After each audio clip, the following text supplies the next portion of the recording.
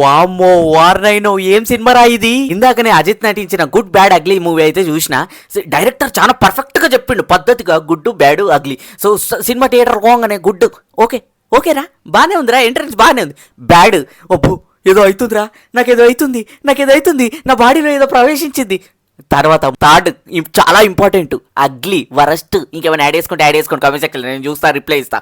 దరిద్రం అంటే worst cinema. Plot విషయానికి వచ్చేసినట్టు మన అజిత్ ఇంటర్నేషనల్ గ్యాంగ్స్టర్ అనమాట. సో అన్ని వదిలేస్తాడు ఫ్యామిలీ కోసము, సైలెంట్ గా ఉంటాడు. సో మన ఫ్యామిలీని ఎవరైనా టచ్ చేస్తే మాత్రం మళ్ళీ అదే బ్యాడ్ గా మారుతాడు అనమాట.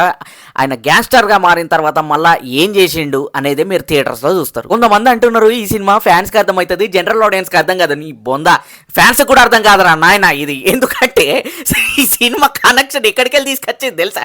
ఇంటర్నేషనల్ డాన్లీకి ఏం సంబంధం రా నాయన, మనీ వేస్ట్ అంట ఆ వెబ్ సిరీస్. ఆ కనెక్షన్ ఎందుకు? ఇదే కాకుండా జాన్ విక్, అది ఎంత పెద్ద సినిమా, ఎంత చోర చేసి పడేసిండ్రు. ఇవన్నీ కనెక్షన్ తెలిస్తేనే ఈ సినిమా అర్థమవుతుంది. అంటే లిటరల్లీ ఒక సగటి అజిత్ ఫ్యాన్ కూడా అర్థం కాదు ఒకవేళ ఆ 3 కనెక్షన్స్ తెలకుంటే మాత్రం. సీరియస్లీ నీ బ్రెయిన్ తీసి పక్క సీట్ మీద పెట్టి సినిమా చూడాలి, అంతే, ఏం లేదు. ఒక సీన్ ఉంటది, జైల్లోకి వెళ్ళి ఖైదీ బయటకు వస్తుంటా ఉంటే ఎవరు ఏం బీకలేకపోతారు. మళ్ళీ మీదకి వెళ్ళి ఎలివేషన్లు పేపర్లు ఎగురుతాయి, అవి ఏం నుంచి వస్తున్నాయి అర్థం కాదు. అదే కాకుండా అసలు లిటరల్లీ ఎలివేషన్స్ కోసమే ఈ స్క్రిప్ట్ రాసుకున్నారేమో అని అనిపించింది.